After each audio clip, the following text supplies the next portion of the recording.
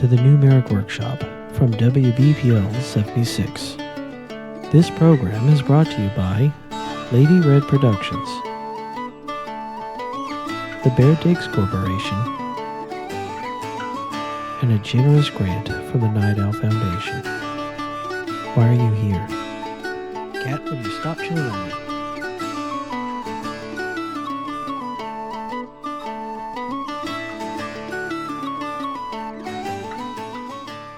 No. Frog. Frog.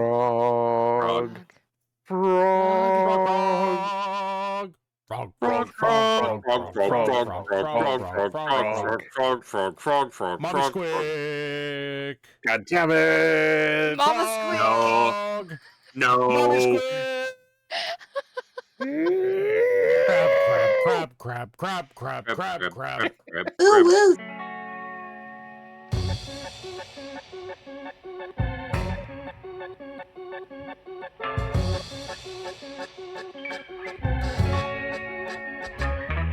Why are you here? I have fucked it up! I will be right back!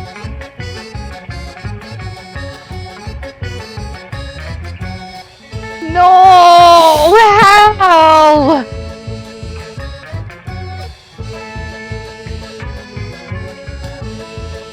I just hit myself in the balls with an iPhone.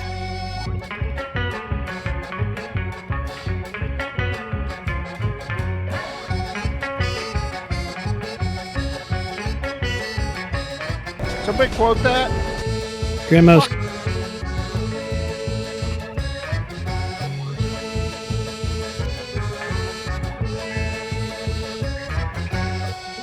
Was that the penis banana mech thing again? How did you find a way to make it worse?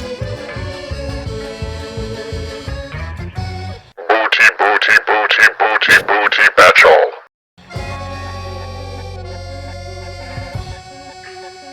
I thought Dick Unicycle was problematic, but...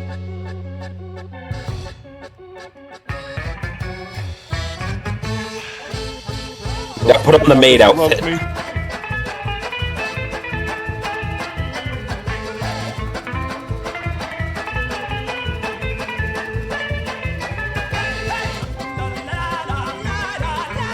Stupid is the way you do things.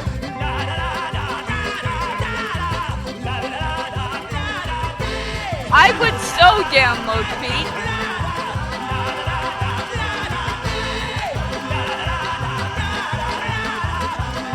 The Otaku Overlord. No, don't fucking ooh the BB's eye. The fuck is Free Corn Thursday?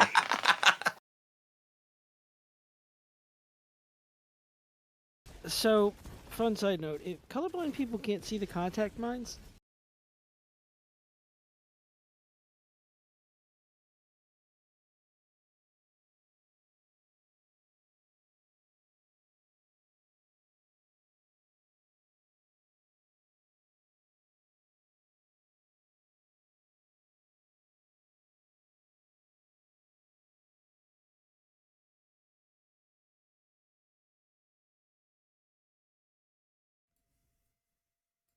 Stream has no sound from Mo. Stream has no sound for me? Stream has no sound for me? Oh, yes it does. Stream has no sound. There we go. Oh, yes it does. I heard him 3 Howdy, times. y'all.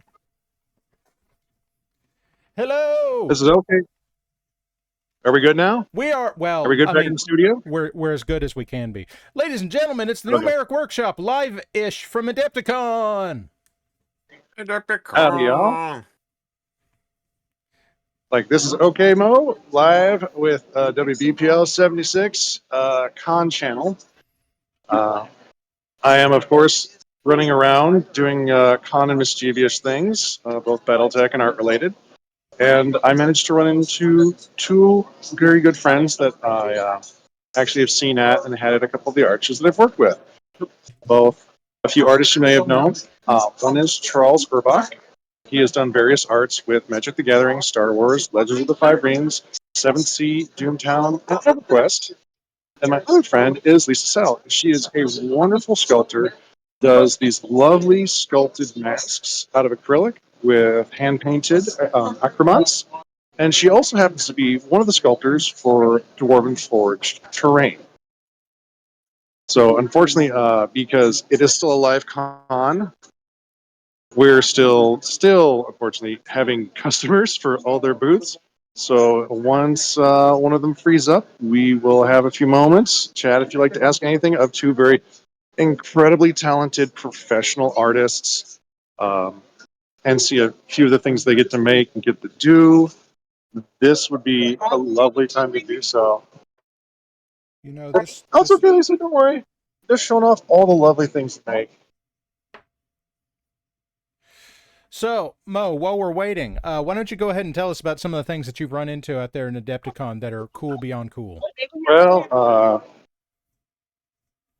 currently I've gotten to see some of the lovely new figures, both the Karita Ranger set for Battletech and the Heavy Lance set. So I've got to see some of the lovely new sculpts. One of them is a most honorable of mechs, the Avatar Omnimech from the Inner Sphere. I got to see that lovely sculpt. I'm very happy to see that. And it's going to come in a pack that has a repositioned Panther. Now I'm blanking on the other ones. A Shockwave, the only mech I remember from the Clicks game that was an artillery mech, but I don't think it has in the real game. Dragon 2 was an artillery mech. Oh, you're right. That could have been the Dragon 2. I wish they would label these things easier for me, for those of us who can't remember. And then they also had, I believe it was a Jade Hawk, which I did not know Jade Falcons were coming in that quickly. And then on top of that, we've seen very, very wonderful Orc live band production. We had the Stompers and the Squicks come through and serenade us with as many wahs as they could. We've also got to meet a few other Legionnaires that were over out in here. I got to meet some very excellent people over at Black Site Studios who make these excellent STL-friendly strategy games and booklets. One was, I believe, Hamatsu, which was a samurai-based game. Another game called Mobile Arms, which is very mech-esque and a bit more like Armored Core, but incredibly versatile. You can play it on any size surface. And then I got to see this lovely game called Rumble Slam. And I will post pictures in the Discord later of some of the interesting characters that I got to torment Halzakar with while I was running by their booth and getting to talk to some of the designers and creators. That's true. And Mo, you got to see the thing there that I was most excited about. I have, because I have seen so many things and my brain only has so much capacity. What was the very excited thing I got to show you, my friend? The thing that I'm mad at you about, that one. Is that the inflatable Irby? No, it's not. That I couldn't find, actually. Oh, yeah, sure. Uh-huh. You mean the inflatable Irby you couldn't find? I'm serious. It's nowhere to be seen, and I've done a couple turns around the convention center. Despair! Disappointed! Yep. I tried. I will be trying to graffito tag the Terminator inside the main convention hall later. So cool. But you also got to see the stampin' plates. Oh yes, from Goblin Hut. Yep, I get to meet Mr. Brent from eBay Miniature Rescues. Nope, Casey from eBay Miniature Rescue. Brent from Goober Town. Yep, and get to talk to him for a little bit. And Parallax, do I get to say who's going to be on next week, possibly? Well, I feel like you just kind of threw it out there, so we are going to be making an effort to it. So go ahead and say it. Go ahead and say what you have gotten. All right, Mr. Brent himself. When Parallax was like, "Oh, hey, this is a long reach, but if you want to," I'm like, "Sure, I will go ask." First person in the booth, got to meet him as well, and I was like, "I have a very talented artist friend who does this stream. Would you be interested in coming on and kind of just showing off your product, painting tips?" And he goes, "Oh, absolutely, certainly." And he goes, and then he agreed to do Parallax's stream too. Yeah, I guess he's going to be on Red Stream.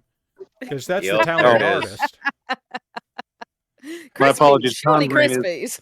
taking me over. Yes.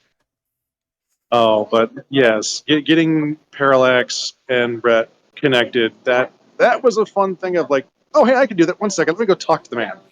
Yeah. You got me hooked up to Hobby Mr. Rogers, and it's weird to be maybe a little giddy about something like that, but here we are. Why? Why would that be weird? Because it's weird. I'm not giving you a hard time. Legitimately, why would it be weird Because to be excited? I'm approaching 40, and I don't feel like I should be giddy. Bitch, I was giddy about meeting Sting. You can be giddy about meeting this. See, Para, this is why I asked for that second secret thing that we could do. Okay. Which I think you're going to get a kick out of. So secret this is books. Fun. Yes, secret things. Secret things. Secret thing. But yes, we will be having Brent from Goobertown Hobbies, assuming that he has the availability. He said he'd be happy to do it at when he gets home. Like, we had originally hoped to get him on tonight. That did not come together, but I am still plumb tickled to get him next time. You should be. So, are your friends still tied up? Unfortunately, yes, because as we all know, artists who come to the con, of course, selling their lovely wares is how they support themselves. I will never take money away from an artist friend of mine, specifically as, like, that is their bread and butter. Yes, absolutely. And for some reason, 9 o'clock is the prime time for people to come by booths and buy things. You see, what I'm hearing you say right now is that we need to get Red a booth at some point so that she can sell her wares. Oh, man. Yes. I don't know about that. I do. I do. So, I feel like we can get the Ox to buy you a table. if you want, and if you want to give Mo a break for a minute, I can sort of talk a little bit about merchandise and booths and the stuff that goes into that, in case anyone in chat's not really aware of what's going on right now with all the chaos Mo there. can show us some of the, frankly, fucking amazing wares that are here on the tables. And tell us about the experience. So, I'm going to preface this with, I have never actually run a table myself at a convention. I have just attended conventions. And this is just sort of going to be me wittering for a few minutes about sort of the normal artist experience. For most artists who want to do independent stuff, make their own really cool stuff like these resin masks and the like, one of the hard parts of the sort of artist journey and Hold up. I'm sorry. I'm going to interrupt. Mo, let's get closer to that dragon mask, and let's pay attention here to real quick to the fact that is a mask that is just the profile of a dragon, and it happens to. That's so fucking cool. It is. This is really I'm sorry. cool stuff. I'm sorry. Please go ahead, Red. As soon as Lisa frees up, she has actually a lovely pendant that she had made by hand with amber. Wow. So, who's Amber? Hello. Hello. Hi, guys. This is Lisa. Thank you for waiting. I'm sorry about that, guys. Okay, if we're good, then let's do this. Let's absolutely not apologize for, commerce. That thing that you're here for. I will pay for it regardless, so sorry. Yep. But, hi, everybody. I know I was hearing he was mentioning a pendant that I showed him. So, would you like to see that right now? Absolutely. Yes, please. Okay. Well, I'm a traditional sculptor. I have not learned digital yet, so this is all hand done. I'm hoping the camera can capture the detail. It's on a real piece of amber. Oh, wow. Oh, wow. That's so cool. Oh, I don't understand how fingers can work like that. It's not just fingers, hell. Yeah. I actually make my own tools by hammering wire and then cutting them and inserting them into dowels and using my epoxy sculpt to clay the wire on. So I was going to ask what the material was, because it didn't, I cannot sorry. imagine that Super Sculpey would be strong enough to hold up to being that thin. Okay, what type of material do you generally use, Lisa, for doing this? If you don't mind me. Oh, sure. The main one like this is Avis Epoxy Sculpt. So it's a 2-part resin-based clay, self-curing. It cures within a 3 to 4 hour window. It's its own beast. So once you learn how to work with it, it can be heat sensitive. So warmer temps, it'll dry faster. Never put it in direct sun. It'll liquefy and harden. And when you first mix it up, it's tacky and sticks to everything but what you want it to. by the end of his life, before it cures, it's like sculpting an old chew gum. It'll bond to everything, like it or not, including couches, cats, and carpeting. Oh While it's curing, it's water soluble. Once it's done curing, it is indestructible. So it's a very interesting material. The But yeah, tiny I'm trying to get the. details of the scales down the tail are awesome. That's so good. Oh, they're saying it's so good. The details. It's. I'm trying to get the camera to work as Put best your as hand possible, behind guys. it. 'Cause Put your hand behind it. I'll try and. Yeah, I think it's great. It'll focus Sorry, just on. very tiny. There it is. Yeah, look at that. Oh my gosh. Oh, And on the Yeah, chest, and on the neck. But look at the really tiny ones on the tail. Not down the Exactly. back of the tail, Like- but the sides. Yeah, Those are scales and tail tiny. actually exactly. Yep, she did it. She says she did that exactly with an Exacto blade. She even has the flared nostril, even the crown and the ears, the spines on the back. It's And fabulous. if you guys can't tell, like this wing itself, this wing is almost transparent membrane with how thin she made this. I feel nervous looking at how thin that is. I feel nervous having it in my hand. Hang on. Ah! Yeah, Ah! yeah, It's horrible. oh, I know. It's still just like, oh my goodness. I know. Sorry to make you squirm, but I just wanted to make you feel a little more comfortable holding it. Oh, I know. But that is just absolutely wonderful. Yeah, I mean, we I have if I one really want audience it. member asking what the price is on something like that. What would be the price of something like this for when we make it? This one, or you mean the price of material or the price to sell? Price to Selling. sell. Right. This one was a personal project for myself. This one I don't sell. The ones in the case here that you can see some nice detail on that I do sell. These are 65, the tax included. I buy pre-made pendants, so I don't make the pendants, or it'd be a lot more expensive and time consuming. But I usually sculpt about 3 of these in one session before the client play hard. So as you can see, here with the painted detail. Let me Yeah, so try. what's the one Let me you try picked up? asking the question at a different tack. If you were commissioned to do one like that, what would you charge? Okay, Lisa, if you were, yeah, oh no, it's because it has so much detail, guys. This is smaller than my thumb. It's beautiful. All of I'm these are trying to- beautiful. Mo, The if you color didn't have choices as well. Mo, if you didn't have a thumb the size of a gorilla's, that would be more impressive. But it's still very, very impressive. Like these are like, this is like the panel lines and the cockpit. Smaller than that on some of the battle mag minis we have, and these yeah. are just hand drawn lines that Lisa does, and they're carved in. And the Phoenix. I mean, like size itself. That is gorgeous. That is And I absolutely wish I had a better stunning. camera right now. We are getting some very interesting expletives in chat over how amazing this is. I was going to say, one of our members in chat asked, if you were to be commissioned, what would be the cost of, say, a pendant? Like, We can definitely talk. Yeah, you're more than welcome to message me on email or that. But I mean, yeah, if it's something like this, again, I do usually like 65. So I mean, if it's a similar design, probably around that plus shipping and everything. But yeah, I mean, we can definitely talk. I've done griffins, fairies, you name it. I'm up for a challenge. just say, oh, where is it? Where is it? Oh, the Griffin. Hang on, there's Mo, a mask. if there is some place here that has like her contact information on it, we have people asking in chat. Here we go. So Blackfire Gaming, there it is. Lisa Cell. That's Fantasy my Cell Etsy at shop, Yahoo. my Etsy shop's kind of down right now. Okay, so the Etsy shop's down right now. Don't mind that one, folks. She'll get that back up and running. But if you want to talk about crazy detail, this is what got me back into doing art. This was after 2 years of repressed not doing art. This is a living hill creature. I could spend 2 years to try and make that and still not be there. Not come back after 2 years. Yes.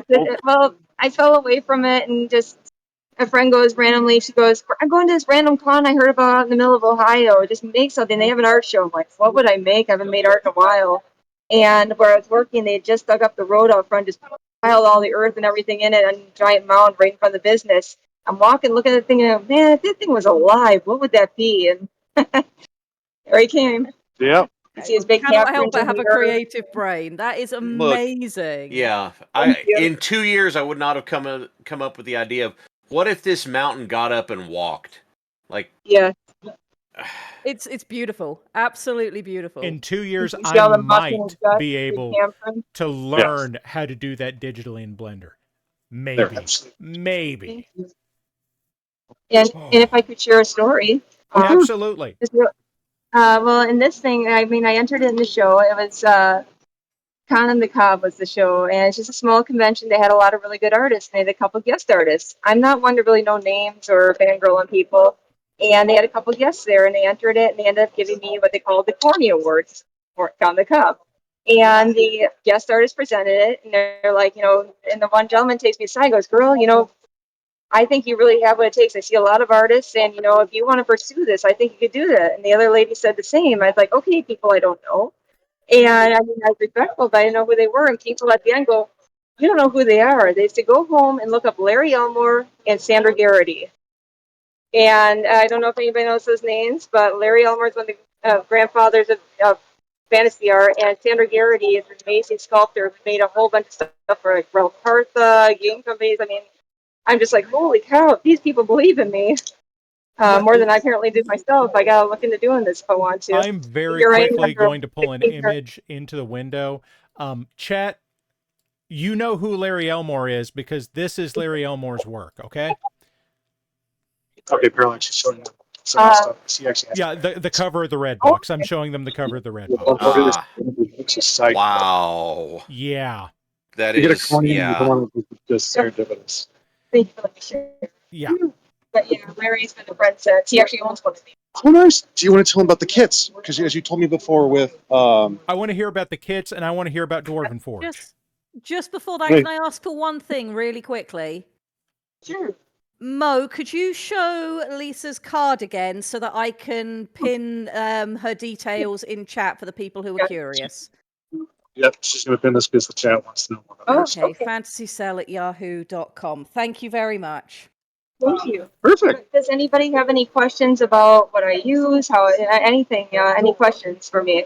I want to think know As near as I- about the kits. Yes, Look, apparently as near all as I three can of us. tell, as near as I can tell, you just use magic in order to do it. So I will never understand your arcane ways.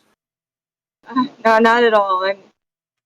I make it look like magic because I'm just winging it too. But Well, Lisa, you are that good. Trust us. I remember you've also won an obelisk or two from the art show. that's true. Yes, very honored to have that. It's on its place in honor in my art studio. But yeah, I mean, and for larger stuff, I do stuff where, as you saw, as small as sit on your thumbnail to I actually have dragons who are 6-foot wingspan. And for like those, I actually make a maquette of the armature for what I'm doing, and I actually have a welding shop in a nearby town. And the guy that's so happy to see me, he's like, "Yes, it's not like machinery. What are we making?" And he rebuilds the maquette with, he builds guns of barbs and sorrows them together. It's like, okay, now I'm good. And I'm pulling that back to my vehicle. Like I have dragons that like the birdcage dragon, so I actually have one of those freestanding stands with the giant loop, and the dragon's actually pushing through it, and the birdcage is nestled under the wing. Its teeth ripped open, and cheeks are pooped out with a few feathers sticking out. And that's That's funny. amazing. kind of like, oh, you got home early. Very mischievous, but nothing gory. Kind of just very playful and whimsical. But like that, I actually do galvanized steel in the wing flaps and then clay on each side of it. And so it's all balanced, but it's like a 50-pound bowling ball balanced on a little frame. It's amazing. But stuff like that. So, you got to think about the structure. If you're doing something small like this, you could just do it with thin wire and tin foil. And then what I call the skin, just a quick layer on top to let it cure so you can push all the detail in the next round. The clay I use is nice because once it cures, you can add on to and into this resin to be careful. But it's at least building up, so it's not like you have to do it all in one shot, which is nice. And stuff like Oh, sure. let me bring it Oh, up the a second. Cthulhu mask? Yes. Something like this, you got to think in layers. Even something so thin, but you got to think, well, the wings are last, so the wings are lowest, so you start making the wings, then you start building up the tentacles over. You have to think layers, something so minimal. Yep. It's very It gives you much that like high a grade of miniature detail. painting. And I unintentionally became the mask artist. My first convention ever was Gen Con, so I jumped into the fire to get the most feedback I could. And so I had actually had the Living Hill creature, the cave dragon, a couple masks, a couple Lohanes. And everybody just gravitates to the mask going, "Oh, but do you have one like this?" I'm like, "No, I could do that." Yeah. And then people like started saying, "Well, I love your stuff, but I wear glasses. What do I do?" And I actually have glasses friendly masks. It's been an unintentional engineering challenge. There you go. So Remarkable. Yep. So they actually are flat in the back of the May, and then they'll actually sit right over the frames behind the edges. yep. So That she is actually has really the cushion cool. back. And that's I think art is also creativity and engineering. You know, it's so many aspects. Mo, These are just wonderful, and the approach coming at it with bearing in mind the engineering behind it that's something that's very important to physical media, and then that you have the ability to just sort of layer those thoughts in your mind all at once is really impressive. Thank you. And that's it became even more engineering when I started working with Dwarven Forge. I have never done anything so meticulous with measurements because it's all modular. So they'll send you a piece exactly how many millimeters. It's like it's 8/32 here and 32. You know, it's like, oh my gosh. And but you know they all have to fit together. And like this one. Oh sure. Well, I'll let you pull it out. Okay, so like this one, I did like all the tall walls and a lot of the side walls and everything, so you can see it all comes apart. Yep. Everything's fully modular built. And Now- even can I pick up the lantern? Mo, quickly, I want to take just a minute to ask Lisa something. Lisa, what you got? Okay. For our viewers that are not immediately familiar with Dwarven Forge, could you tell them what it is? Sorry. Sorry, Perry. I had someone else talking to me here. What was the question again? How dare. Sorry. For some of our viewers that are not immediately familiar with Dwarven Forge, could you tell them what it is? Lisa, would you like to tell them what Dwarven Forge is? Dwarf, it's like for minis, like if you play D&D and stuff that you want to do campaigns, and they're modular, so you can actually build. You know, they have the main structure of building, but you can customize other pieces. You have layers, so like let's say you're doing a campaign, you have your characters. You want to take off the roof so that way you can see your characters enter in through the doors, and then you can play from above. And then you can say like, you know, well they go on to the second level, so you can put the second level on, so then they can have, you know, different. There's like trap doors, there's magnetized stuff, so you can actually have accessories. It's very creative, very fun. And like I can actually change out these windows. They're different inserts. I mean, These are actually transparencies too on the inside, so Yep. you don't have to light them up. You can actually have light coming behind. so yeah, there's layers upon layers. I am actively angry at how cool this is. I'm just marveling at the amount of things that you must have in your head to do this. I can't hold that many thoughts in my head at one time. That's her father. She cannot imagine how much you have to be thinking about to put that space requirement to do this, to find these pieces, put everything cohesively together. Thank you. And thank you. It's a little ambient noise who's helping me here if I can't hear you guys fully. Well, the nice thing with me with this is pretty much I get an assignment. So they send me this and go, do this high wall with these dimensions, this texture. It's like, okay. And then I get another one. It's like, okay. And then it's like, it's going to become something someday. And all of a sudden they release it. It's like, oh, wow, that became something. And then she even has ones like this that are actually lit up. If you can't see it, a little flickering that's cool. torch lantern. If my camera would work, there we go. And you can actually, and she designed it so you can actually pull the back off, change out the battery that way. I have just barely scratched the surface of diorama stuff, even even in the same zip code as this, and I am marveling at this. This is amazing. And just the complexity you have to go through to do this. And sorry, I don't mean to keep leaving it in, you guys. Sorry, I was just trying to hear you guys. There's a lot of ambient noise. There's actually waterfall over there. Completely fine. You need not worry at all, because to be honest, a bunch of us are just sitting here with our jaws hanging open looking at what you've done because, as I said, magic. Thank you. Appreciate it. Yeah, it's just, and I love to do shows like this. I'm not here just to sell. I'm here to just share it with people. I'm here to encourage people. I mean, it's just, it's all fun for me. I love doing conventions. It's just, you know, it gets in there, especially this show. It's first time here, and there's so many great game companies, artists here. I'm geeking out hard. And great friends. Your work is certainly inspiring. I aspire to do anything half as cool. Well, I know that was the one lovely thing with Lisa is like I was coming down after my badge. I'm like, oh, I couldn't do the meetup and everything else.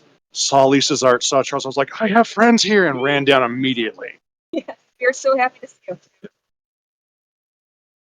Yeah, and all the stuff too. So the full process with a lot of the mask stuff that I do if it's cast. So if you're curious about that, just I know you want to kind of run down how everything works.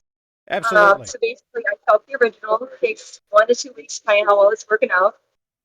Then a 2-part silicone mold is created. I no longer do the casting myself because one of the big things I advocate for at my booth is learn the materials you're using. Because even though you may not know how hazardous they are, they're still possibly could hurt you. So I learned from my example because I went to private art college and the teacher was amazing with his skills and knowledge, except if it was harmful for you. Because he never told us resin's a carcinogen. He never told us not to be breathing it, not to breathe dust, things. So we were working. I was one of his lab technicians, so I was helping other students. I was building stuff. I was standing on fiberglass, everything. None of them had respirators, no ventilation. After I graduated, I up my own shop, and it's just a little enclosed studio. And I'm like, oh look, my door's open, and the fly flies in, and drops right away, crawls and dies. That's not good. But then I ended up having trouble breathing. I was coughing up blood. They thought I had blood clots in my lungs. And then they said, you poisoned yourself way too much. You got smart about this. And so I don't try to scare people. I try to educate people. Learn what you're dealing with so that way you keep working with it. Don't hurt yourself. You hear that? All you 3D printers that do resin? Yes, be careful. Don't do it in your kitchen. Yeah. Also, stop drinking the Knoll oil. Yeah, do not drink. Do not rub the Knoll out on your gums. Damn it, Hal. Entirely too late. Entirely too late. I thought we were going to get you over to Agrax. I'm doing it right now. Okay. That's why it's perfect. It happens. These are really fun colors, though. But anyway, not that I've done it. But yeah, so then now I have a resin studio that helps make I call them my kinkos. They make the reproductions for me and send them back. I still sand down, clean up everything, spray paint layer, spray paint, seal it in. Then I have to hand paint everything. So everything in color on here primarily has all been painted for me because like right now I'm doing a copper fire dragon. So everything. So everything is I have a question. Well, this one, when you do lots of color, it turns out like that. Okay, I'm gonna walk back there because I don't. I wish I had the zoom function on the camera, but Mo, I need you to ask a question for me. What kind of silicone used for mold? Tin-based silicone or tin platinum? What type of silicone do you use for molds? So I can't remember which.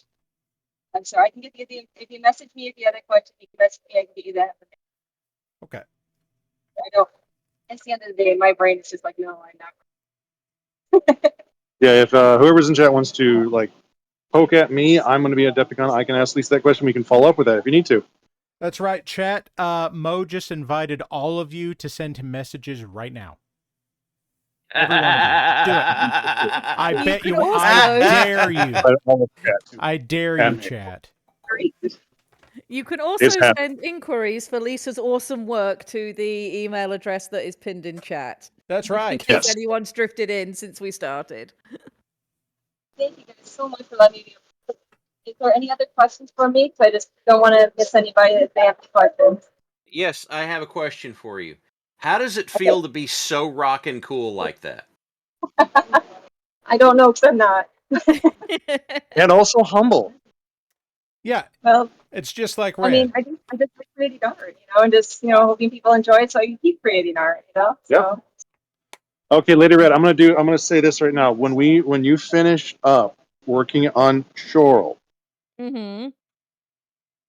I'd like to commission Lisa to do a mask of one of the critters. I would love to have Lisa do something from Shoal if she is available to do so. That would be amazing. Well, actually, some of the critters are there. It's this lovely mer world.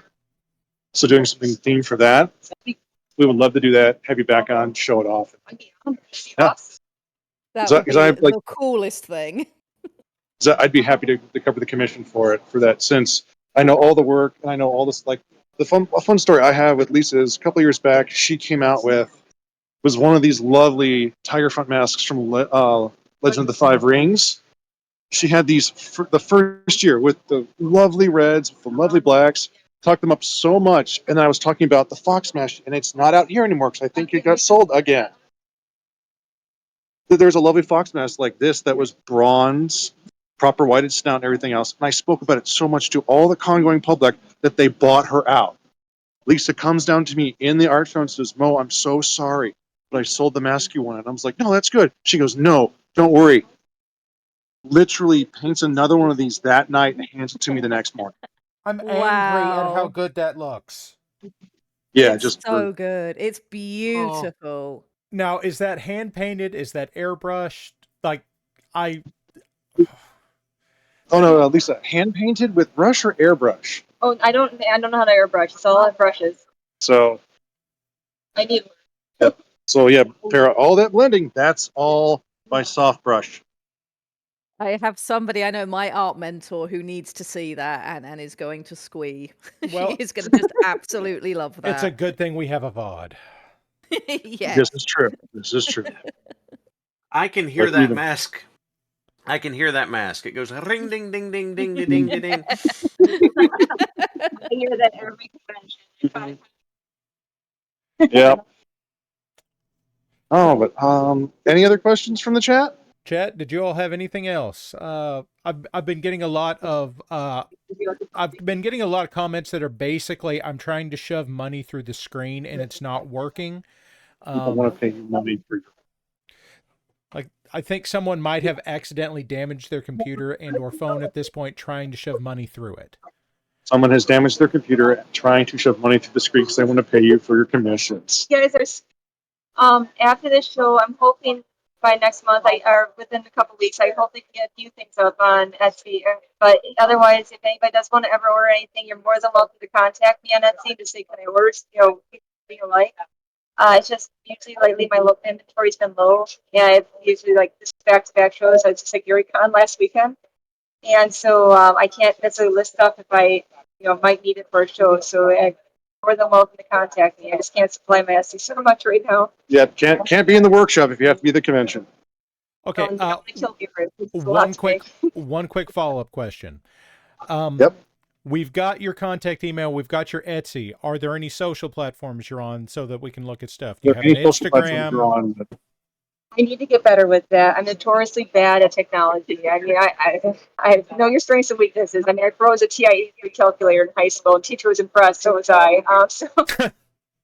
Right now it's mainly Facebook and Etsy, but I'm hoping to get on like Instagram and such this year. I have an account. It's just nothing's on it yet. Yep. But I'm working on it. I hate social media. It's a real mood. Yeah. Yeah. When you're the whole company, you got to divide up your time. I keep petitioning whoever's in charge for 36-hour days. Everyone else can sleep. I need those extra hours for work, and the universe is not cooperating. I'm with you. Yeah, my parents give me a hard time before a con. I'm usually getting more and more into all-nighters. They're like, Gloria, I'm like, I know. They're messaging me. They're like, I bet you're still up. I'm like, yes. But, so, when you're the whole company, you just got to do all you can do. Sure. Your work is incredible, and the time has certainly paid off. Magic. Thank you, guys.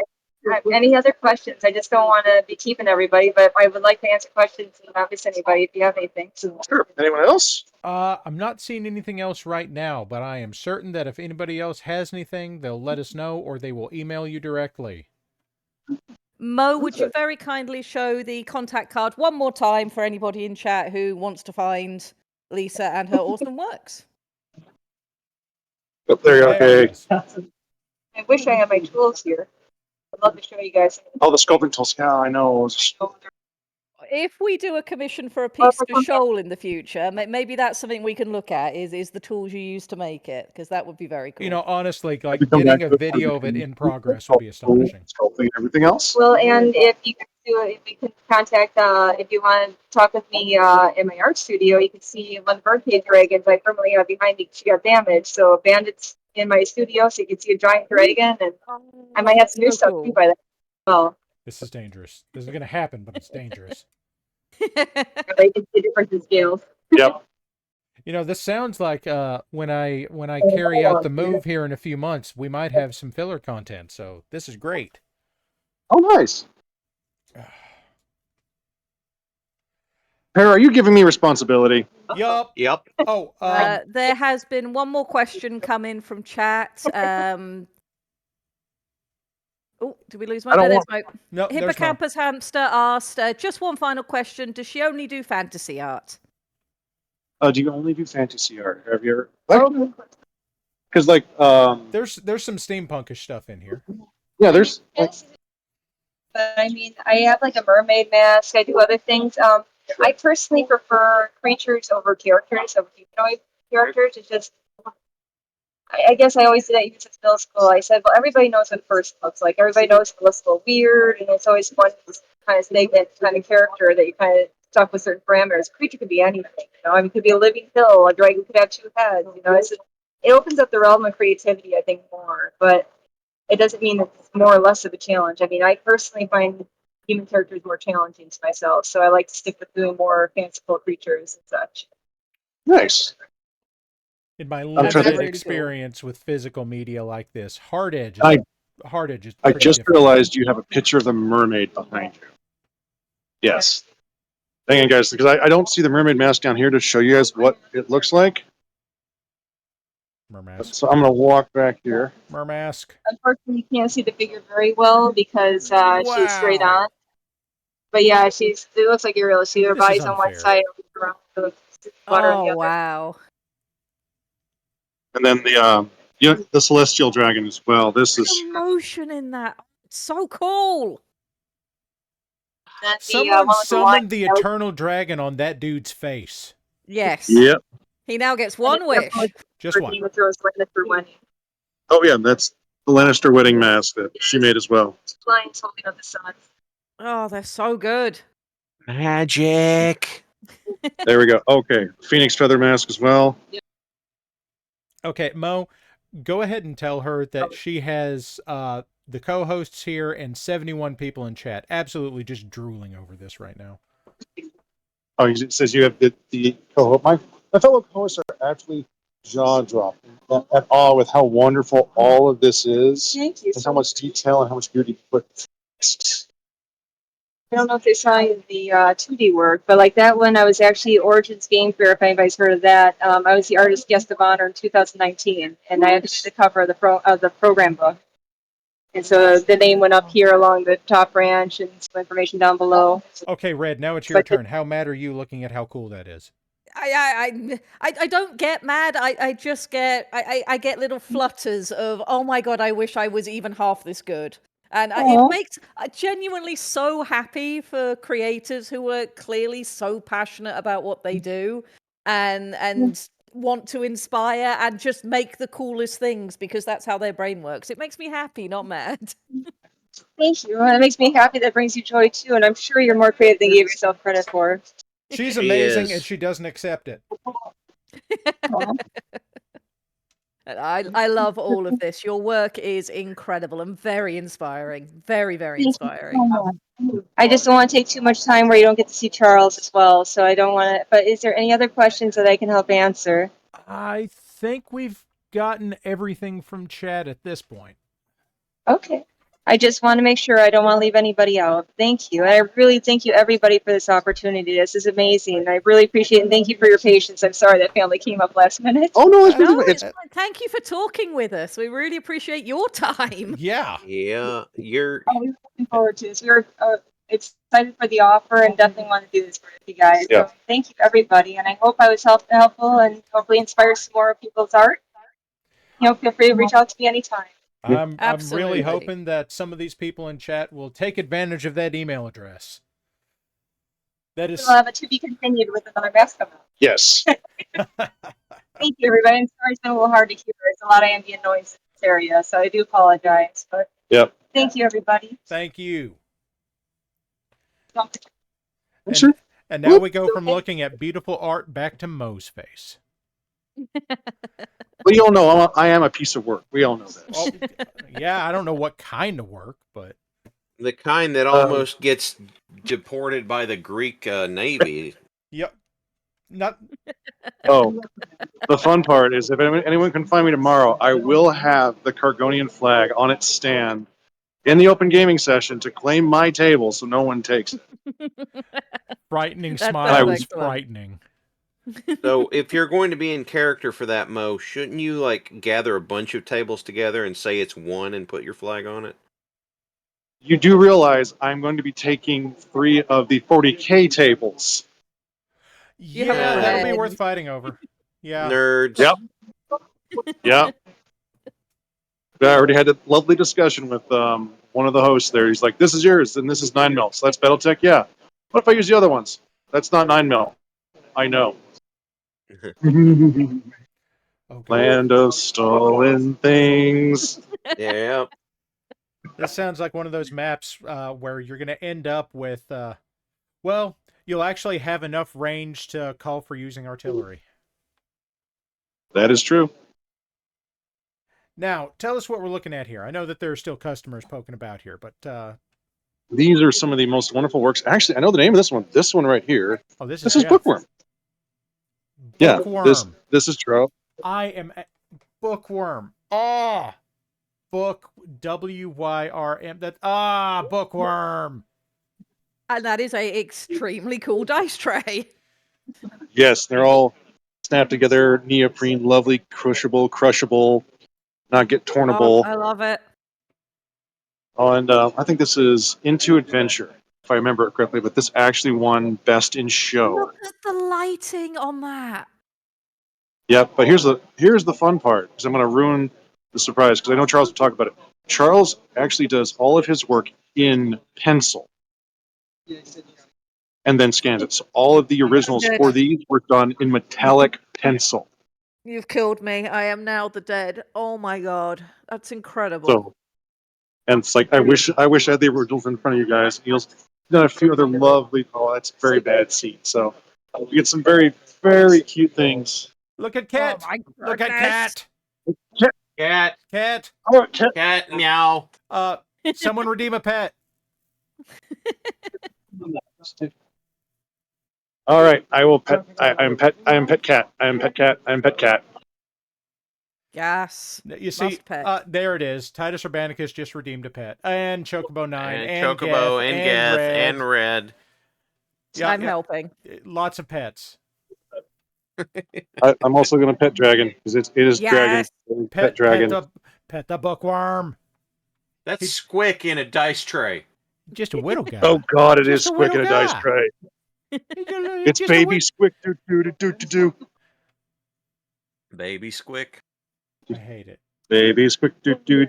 Okay, Daddy's now like, the next. Wait. The next verse is random words. The most intellectual stream on Twitch. I actually have something for this. You just have to give me a second. Most intellectually challenged stream on Twitch. Yeah, that's probably more accurate. Here we go. I've got this working now, so we can just. Oh my god, I love that top piece. Crab. Okay. Oh, are we getting the soundboards out? Oh yeah, I got the creativity soundboard and the working. detail in that. And if this is all done in pencil first, oh my god, I'm dead. Is that the same soundboard I told you about, Para? No, because that software is garbage. Okay. Yeah, I had it. I think I got it for free. It was $5 on Steam. Wait a minute. Yeah. Wait a minute. It's very okay corral in here. I heard the guitar sting. Which one of those do you think is the Snake Oiler, which is the Cow Puncher, and which is the Bean Wizard? Oh, for God's sake. Right to left is my guess. Okay. There are so many elements of these pieces that I could talk about and be in awe of, but the thing that's just catching me with each of these, it's the lighting. Oh, here's the fun part. Who wants to see these? Oh, yes. Show us those. Their system basically makes them. We have someone in chat saying that they've seen that particular cowboy art at a gallery in Tombstone, Arizona. Yeah. Oh, yes. There we go. Oh, okay, the Mirrodin Lands. Oh, yes. So, Sands of Delirium. Some of us know this card. Some of us hate this card. It has hit us hard. I'm just okay. So tell us the artist's name again. Charles Urbach. Charles Urbach, everybody. This is we're standing in his booth, and he's just getting a constant supply of customers come in, not letting us talk to him because he's doing commerce things. Oh, good God! Pencil. The work on the waves. Yeah, all that. I'm fucking pencil. And signed. Look, this is a level. This is like on quantum mechanic level. I don't understand how it works. Wait, Hal, I can give you an answer for that. Oh yes, Don't worry about it. God,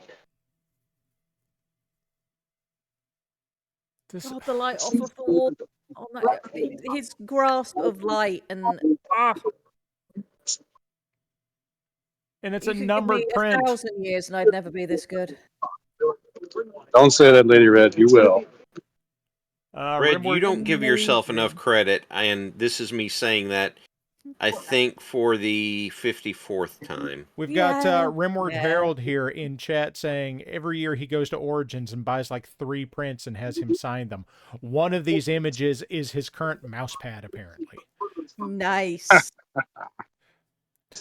And Red Grimos is demanding that you give yourself credit. Yeah, I can see that. And there are things I'm good at, but there are also things other people do where I'm like, I understand the amount of knowledge that you have to do that, and skill in your hand muscles to do that. And I know I haven't hit that point yet, and I am impressed. Other people are now demanding you give yourself more credit, not just Grimos. Well, chat needs to stop. They don't ever stop. Mo, I need to see that ATST back in the corner. 1 second. How dare. More than 1 second. Once again, people are telling you that they will not stop telling you that. Well, chat God, is known that's for not dynamic. listening. God, look at that. I know. Hi, Will the Great. That right there, when I see that, I Utini, okay? That's how good that is. The rim lighting on the characters. We're just mystified. Red, this is why I'm having you on here, because you can say things like rim lighting and know what the hell that is. All I'm doing is just burbling things and being excited. That is so much more than what we can do. What did I say earlier, Red? Magic. That is my grasp on this. No. This is a Star Wars card. Magic. I do not rescind my earlier statement. The magic cards were further back. We already looked at those. See? There's as my children used to refer to it, Baby 8. Baby 8. In books.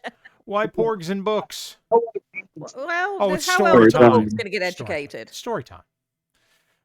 I imagine that they're going to try to steal the green milk.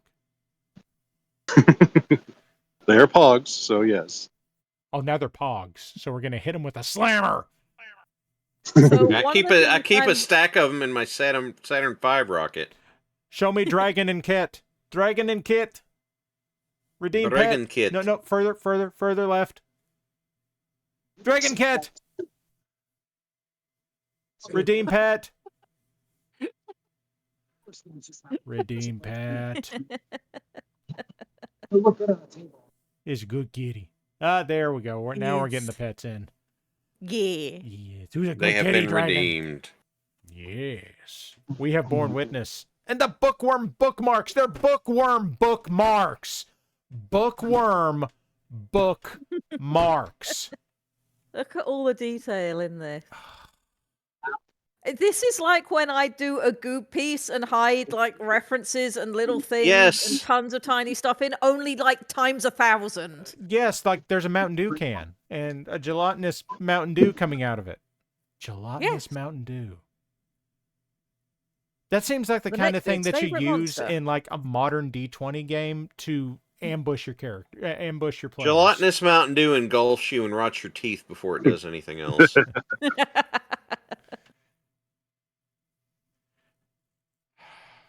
So good. So good. Will is commenting it's a Mountain Dew ooze. I believe that would make it a Mountain Dews. Mountain Dews, yes. Mountain Dews. Mountain Dews. That looks like an elf who has absolutely seen the light of the trees. So it's a scene elf? That elf is worried.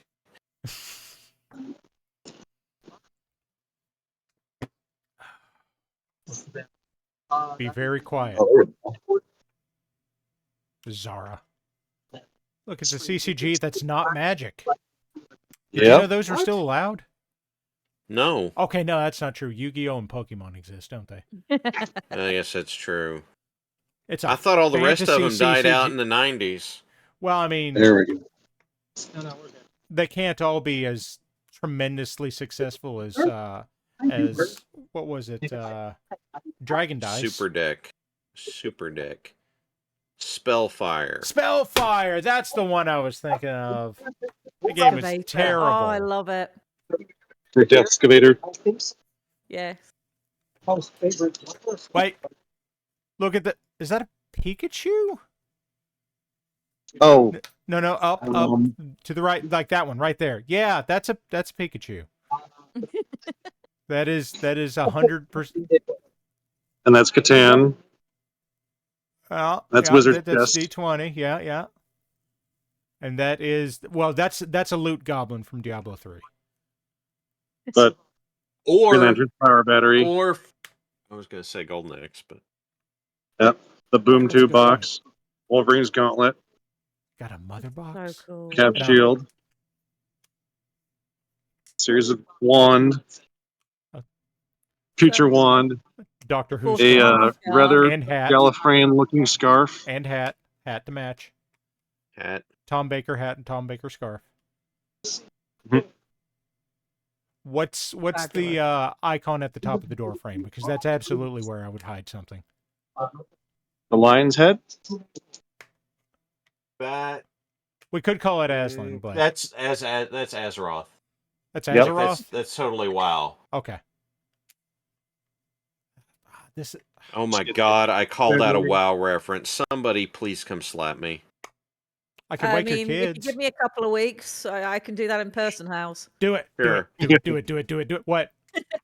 I'm embarrassed that I pulled that reference because I hate WoW. Somebody said my name. Oh. So I've been commenting on how impressed I am by the lighting on this. For people in chat who are not art people, one of the things you have to remember with light is that it curves and it bounces and it does all sorts of interesting things. And you can push what you do with light in art to highlight things. And it's something I really need to spend more time on. But and you to really push realism, you've got bounce light that bounces multiple times. Yeah, so you get rim lighting, which is where when you've got sort of light coming from behind, it has that slight curve around, so you get it on the edges of things that are often in shadow. And you also get bounce light, which bounces off of surfaces and comes back. And light bounces off of all sorts of surfaces. Light will even bounce back a little bit off of grass, depending on how close you are to it. So the tonality that you put into your bounce light and your rim lighting can add that extra depth, and the colors that are being used here are just amazing. Wait. Also, I really like that was the That's Dungeon the Monster Master. Manual guy. That's the guy from the original well, maybe the behind the chair, the face behind the chair. Stein is the Dungeon Master from the cartoon. Yes. Yeah, okay, that's the idol there, but down there in the lower right corner was the Tomb of Annihilation. Yes, Tomb of Annihilation face. Wait, is it Tomb of Annihilation or Tomb of Horrors? Sword over there. Tomb of Horrors face. Yeah. Tomb of Horrors face. And I just now saw the ferrets. And a copy of The Princess Bride. That's Socho and Kodo from Beastmaster? What is that Kodo tower? and Podo. Okay, sure. I've never seen Beastmaster. Why do I know this? I don't know. Grimos is asking if we want to do an us or ain't or not. Okay, Mo. Oh, look, Kroll's glaive. Mo. Yeah. Mo, I need you to tell us what us or ain't is. Us or ain't is a lovely wager. If we randomly try to select from the over 10,000 quotes For now. of random nonsense that we have been quoted on over the past, I don't even remember how many years. 3. If it is 3. 3. 3. 3. If it is those of us present for the Thursday stream and Monday as well, I believe. Yes. Or if it ain't, if it is some random other, and we get a choice of throw goob one way, throw goob the other way, or grunk no like goob and throw goob down goob hole. No, for the record, not gambling. There's no money involved. Not real gambling. Not real gambling. Goob. Correct. The fact that I subsist on goob is neither here nor there. She's a goob pyre.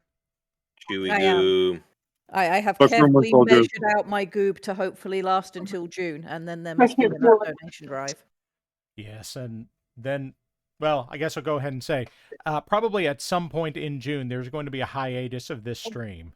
And here we go. We've got a quote coming. Let's see, Red. Oh, prediction started. Prediction has started, everyone. So get your prediction goob has in. started. Throw goob at pole. Okay, so Mo, tell us about how in the hell do you like get into these kinds of things, like get in early and get to stay after the floor closes and all this kind of shit? Because I'm pretty convinced you're just a wizard. One of the side gigs I used to do before I did classes as much as I did, I was a volunteer for a little convention, now a lot bigger, called Convergence.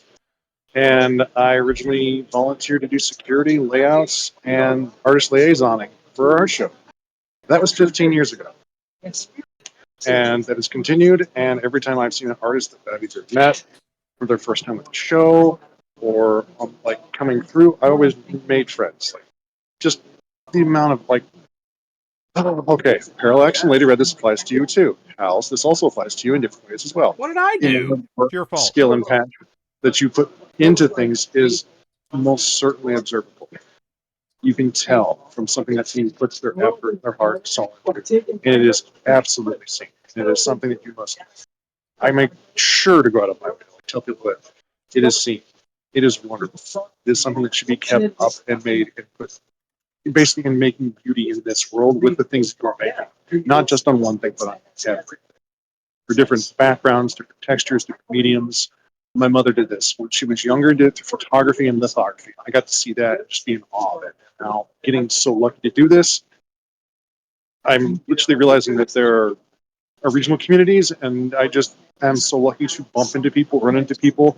Like, as Parallax mentioned, Lady Red, like, you knowing what those terms were for lighting and for the display of your subject and all your background. That's from what you've learned. Knowing those things is important. Knowing those things is what I've kind of picked up. I cannot do them, unfortunately, but I'm very happy to honor those things. You know, Will the Great was positing that he was pretty sure that you were going to say you did security for so long, you just know how to slip past him now. He's not answering that question. Answer. How much goob would it take for Mo to slip into the Super Bowl? Which city? Am I trying to get on the Jumbotron or not? Am I trying to get on just the PA, the Jumbotron? What am I trying to Ladies and gentlemen, we have quote incoming. We have quote 8540. Here we have the Innocent Calculator. It is built into Windows, and this is from Zayaku playing Fatal Frame 3, The Tormented. And that, ladies and gentlemen, be an ain't. It do. Nice. In case anyone can't tell, I am doing Van Zandt of setups. I have my phone in one hand and my computer at my knees on the floor. You are doing marvelous work out there. The You best are field indeed. reporting. Yes, this is our man on the streets. It's okay and or yo ho mo. And here at Milwaukee, he is here at Adepticon. Mo, can you tell us what an Adepticon is? Look at the scales on the Naga. Look at the scales on the Naga. Now we're going to go see the Zeppelin races. You say that, and the Leviathan's booth is just 1 or 2 steps over there. This is always my thing of, yeah, don't give me an idea. It might just become reality. Oh, I'll do it. I'm just so unbelievably impressed by all of this art. It's fantastic. For those of you just joining us, because I see someone in chat that's asking what the hell's going on, we have with us right now, live from the floor of Adepticon, one OK Yo-Ho Mo, who is showing some stuff off and talking about some of the things that he's seen that have been fucking cool. And Mo, you were talking a little bit earlier about some of the upcoming BattleTech stuff, like the Kurita Rangers and such things. Must assign pets. Pet. My best friend. What are your impressions of? And I'm really still mystified by the Albert. I'm really still mystified by the existence of BattleTech Gothic. How's that one's getting me? BattleTech Gothic. Okay. I need to write something down. Hang on. Okay, that one originally, I got to talk to Coleman a little bit on that, and Ray. That was actually originally set up and started about 2.5 years ago. So before this current Kickstarter, before they went up with the, it was when they started seeing a lot of the independents and STL designers, they were starting the customization of their armor. Like we've seen that's very specifically Polygon Mech Works. That is a very specific dude. And seeing things like that, they're like, well, there must be an interest for this. So they started doing little pieces of it, just small pieces. This isn't like, oh, we're going to go off in this direction. It's like, oh, well, someone might like this. And I got to see the Firestarter. The Firestarter looks, I don't care what anyone says. That thing is it has flame armor. It has French flame armor. I would ride in a Firestarter like that as a Davion. I have seen a lot of people in the community saying things like, I don't care if this is supposed to be kind of an alternate setting. It's really cool, and I can absolutely see like some Solaris crap going on with this. Hello! Yes. And this fine gentleman in front of me, this is Charles Erbach. This is a good friend who I originally got to meet him over at, when I was, my first year doing Convergence. Back in 2009 or 2010, because God and glory, my memory is going because I'm getting old. But Charles, I got to spiel a little bit because I've sat in some of your classes and had the wonderful institution. Just seeing your process, would you like to describe how you do your work, sir? I work. The first big reveal is all of my artwork is created using Prismacolor color tensors. I don't have any originals here with me tonight, which is what I was talking with those other folks about. Which I have to say are absolutely stunning, and that's why I was trying to find something from the Naga from your L5R editions that you did, along with what was the? Correct me if I'm wrong. Was it the Crab Clan that you worked with for some of the armors and designs and the landscapes as well? I did.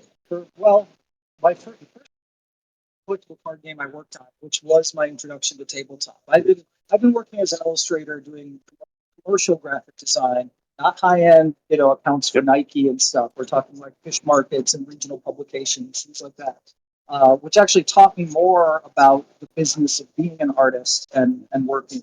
But Elderac Entertainment Group published a game called Warlord. I did a few cards for that, and then they said, hey, our flagship game is Legend of the Five Rings, and we'd like you to work on that. And I said, yeah, sure, that's great. And I had some misgivings because that was in the early 2000s, after a lot of games had sort of gotten rid of their first edition games, were launching second editions, and it really felt like a money grab. Yeah. So I was really reluctant, but what sold me on it was that the player base in L5R, the player base actually influences the company's storyline decisions with the game. Oh, wow. So tournament outcomes would actually it seemed like it was a little bit more connected to the community of players, not just we're going to pump out a product and sell it. So, Parallax, my apologies. You had a question. My mic didn't work too well. What was that? That's all right. Question is, you're saying this was back in the aughts. Was this L5R when it was still being published as a card game or the RPG? Well, the card game. I came into the game right before the card game was called Samurai Edition, which I think was at the tail end of second edition RPG. Because somewhere, I think it was either during Samurai Edition or the next card game for base set, which was Celestial, they introduced third edition. And that was the one that was more prevalent. And there is kind of a hard cutoff with a lot of that because with Samurai Edition, the company really committed to trying to up the quality of the artwork. and it kind of had a revamp. They even changed the card frames and things like that. So I came in at a transition point, and that might be why they hired the guy who had these somewhat amateurish scribbles as a portfolio, and I. Yes. Yes, you get to see the Masterworks binder.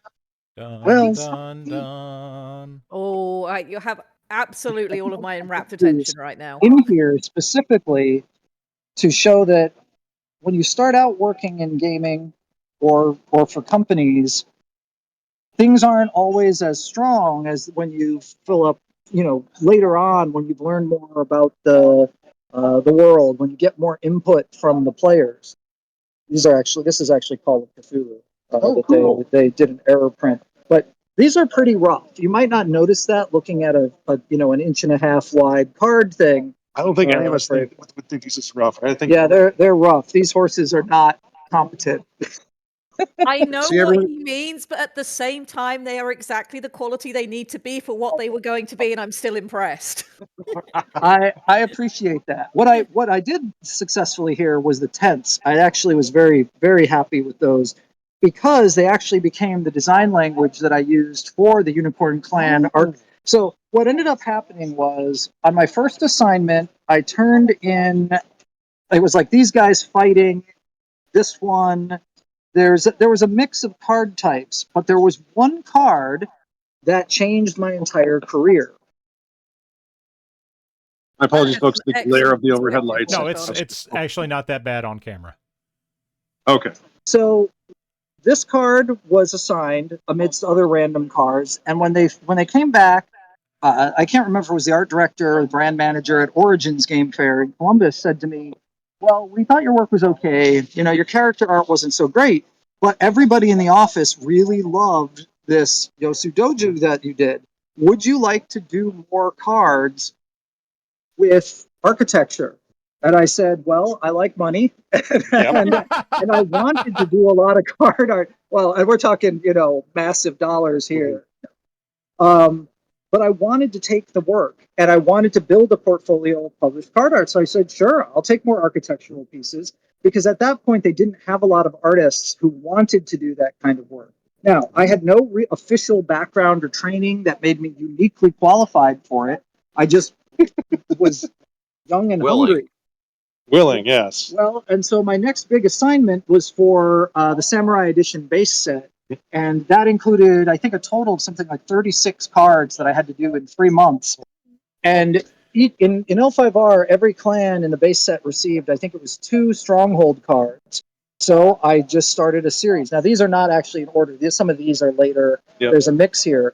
But this single card is what opened the door to what I did for the next 3 years, designing all these architectural pieces.